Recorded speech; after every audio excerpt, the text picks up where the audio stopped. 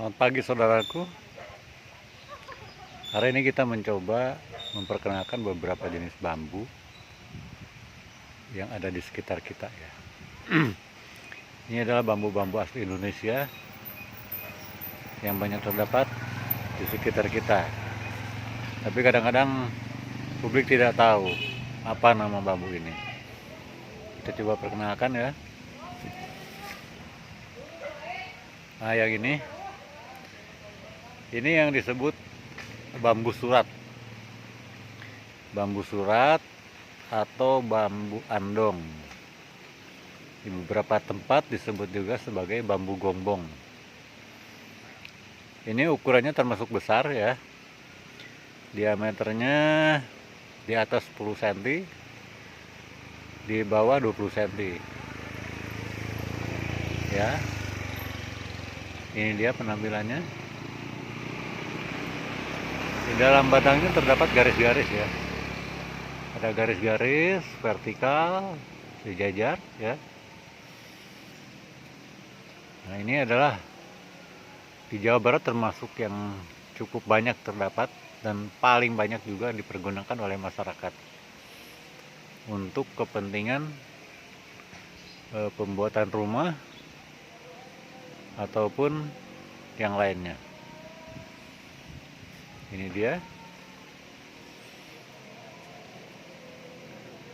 Tingginya mencapai 30 meter ya.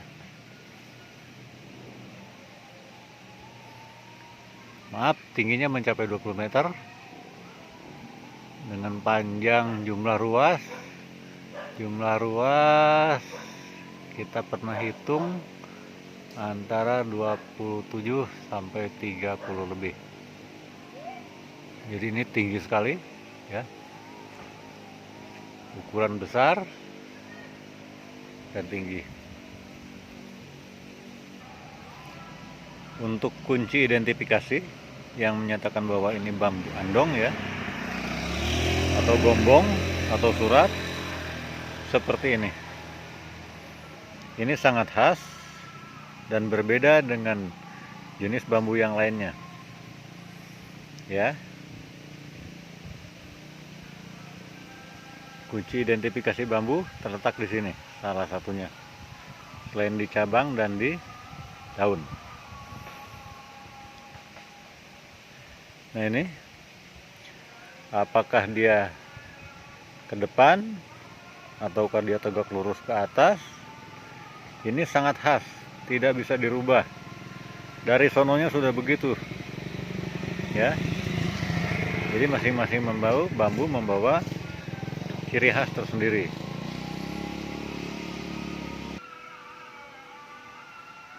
Ya, ini bagian bawahnya ya. Ya. Ada akar-akar udara yang keluar dari buku-bukunya. Jadi kalau kita ketemu bambu yang berukuran besar dengan garis-garis putih mulai dari tipis sampai ke lebar ya, seperti ini adalah bambu surat.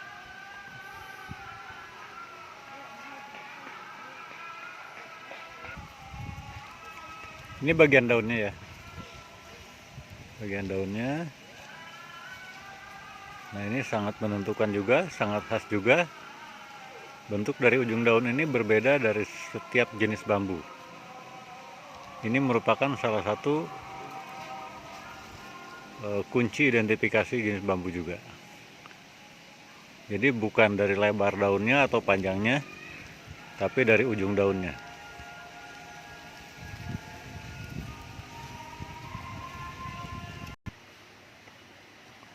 Nah, yang ini bambu muda ya. Jadi bambu muda, kita lihat ke atasnya. Belum ada daun atau baru membentuk daun ya. Jadi pada saat muda dia tumbuh tegak seperti ini ya, tanpa ada daun terlebih dahulu. Jadi dia tumbuh tinggi dulu, Setelah itu baru dia membentuk daun.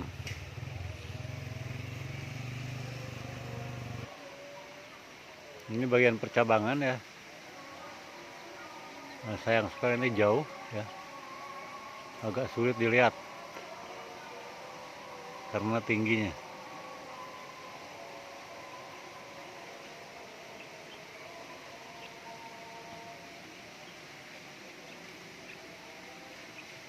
Nah, percabangan ini, bentuk cabang juga menentukan kunci identifikasi ya. Jadi ada 3 hal yang penting dalam identifikasi bambu, yaitu dari kelopaknya, bentuknya ini. Nah, seperti kita lihat tadi, ini juga sama dengan yang tadi ya. Kemudian selain kelopak bambu, kemudian adalah daunnya, ujung daunnya, kemudian percabangannya.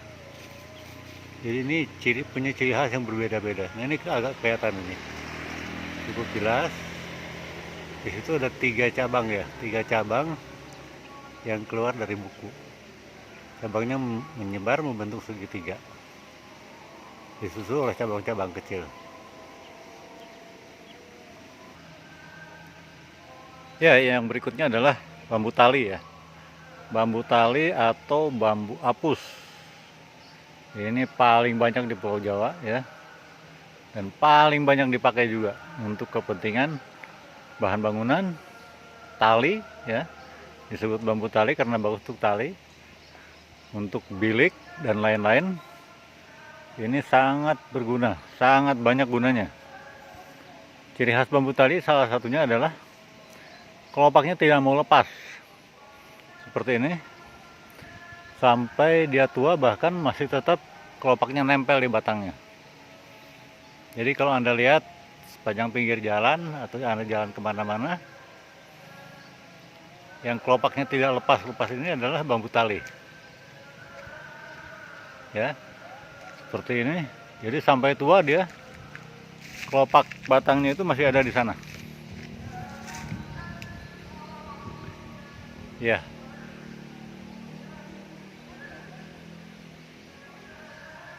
Nah, kemudian kita lihat kunci identifikasinya. Kita dekatkan. Nah, ini di atas ya, itu terlihat beda juga dengan bambu yang tadi ya, menandakan bahwa bambu memang punya ciri khas sendiri-sendiri. Kemudian kita lihat percabangannya. Ini kebetulan ada di sekitar sini ya.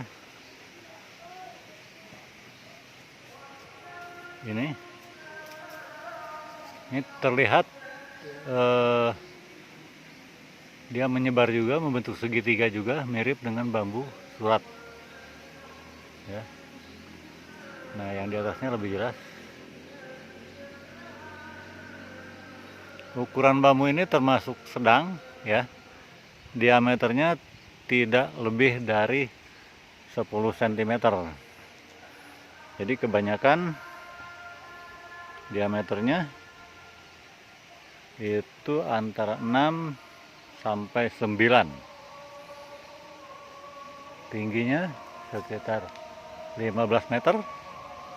Tinggi sekitar 15 meter. Kemudian daunnya kita lihat. Ini dia. Ya.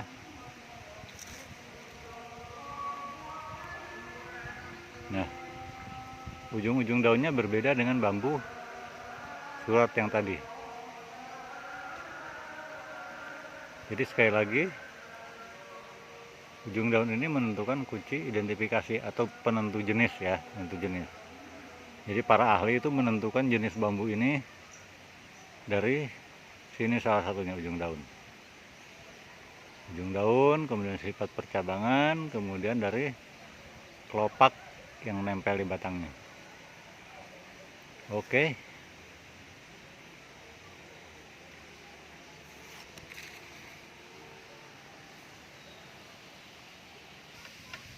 Ya. Ini yang ketiga adalah bambu ater. Bambu ater. Nah, ini bambu yang disukai oleh para arsitek. Kenapa demikian? Karena bentuknya yang bagus. Jadi dia relatif lurus, benjolannya tidak besar, dan bentuknya nyaris bulat sempurna. Ya. Nah, ini kita lihat dulu daunnya.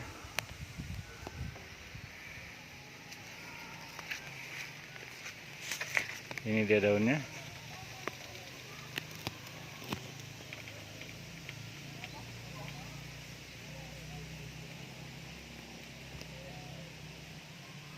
Ya. Ya, bentuknya beda lagi.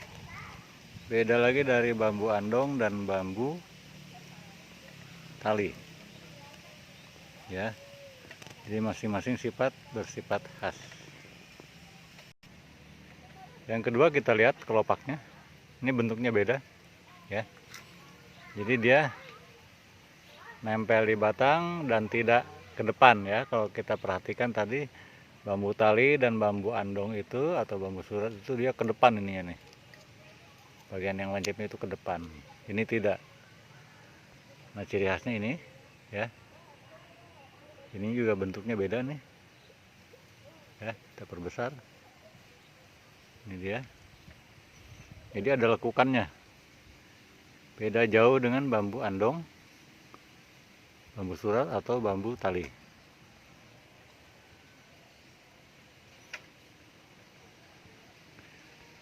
Nah, jadi paling mudah bambu diidentifikasi pada saat ada rebung. Kenapa? Karena bentuk kelopaknya masih utuh. Masih mulus, belum ada yang robek. Sehingga identifikasinya lebih mudah membandingkan dengan referensi buku. Ya, ini pada buku-buku terdapat strip-strip putih yang khas juga ini, ya. Tetapi ini tidak menunjukkan ciri, tidak menunjukkan kunci identifikasi. Tapi ada garis-garis putih yang membuat bambu ini tampil cantik. Ya. Kelopaknya pada saat muda dia menempel seperti ini. Setelah tua dia rontok semua. Jadi pada bambu muda masih terdapat kelopaknya. Pada bambu tua terlepas dengan sendirinya. Ini batang muda. Sayang sekali tidak ada rebung, ya. Karena musimnya sudah lewat. Rebung ada pada bulan-bulan musim hujan. Sekitar Desember sampai Februari. Nah, rebung bambu atar ini bisa dimakan, edible, ya. Bambu atar ini cukup manis, sama dengan bambu petung, cuma bambu petung lebih besar, bisa dimakan. Tapi kalau bambu tali itu sangat pahit, ya, tidak bisa dimakan. Tidak bisa dimakan karena rasa yang pahit dan kandungan sianidanya. Ya, sementara yang bisa dimakan adalah bambu atar atau di Jawa Barat disebut awi temen, ya. Awi temen dan bambu petung atau bitung. Rebungnya manis. Berikutnya ini adalah bambu pendatang, ya. Bambu bukan asli Indonesia, tapi didatangkan dari luar. Entah kapan didatangkan, mungkin sudah sangat lama. Demikian rupa sudah banyak terdapat di tanah air kita. Ini dikenal dengan bambu cendani atau pringgondani, atau ada juga yang menyebutnya maranganani. Ini banyak dipakai sebagai bambu pagar maupun dekorasi taman di perkotaan. Ya, batangnya kecil saja.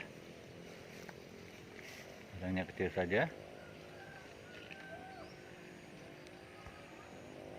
Kita lihat dari dekat. Seperti ini. ya, dengan percabangan yang banyak. Ini setiap cabang ada daunnya kecil-kecil ya. Nah, berbeda dengan bambu-bambu surat, bambu ater, bambu tali.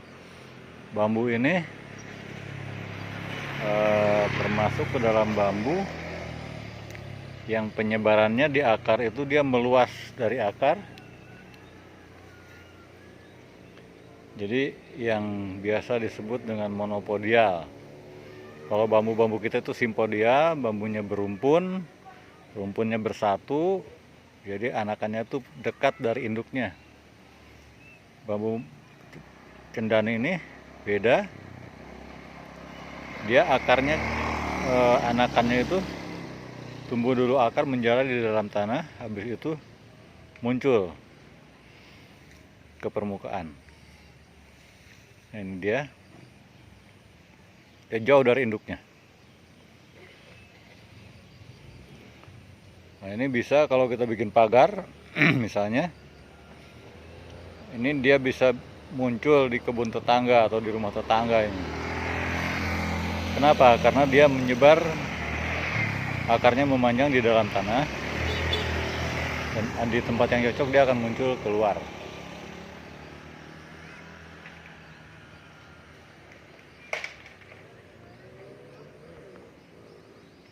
Ya, untuk sore ini, maaf, untuk pagi ini kita cukupkan sekian dulu. 4 jenis bambu saya perkenalkan kepada Anda. Ke depan akan kita update di saat musim hujan, di mana ada rebung dan lain-lain, sehingga data akan lebih lengkap. Ini hanya pendahuluan saja, hanya pengenalan saja, untuk sekilas saja. Secara ilmiah ini tidak mewakili. Tapi gambaran untuk publik, inilah dia. Kita mulai mengenal beberapa jenis bambu yang ada di tanah air kita, baik bambu asli maupun bambu-bambu yang didatangkan dari luar negeri. Terima kasih. Selamat pagi.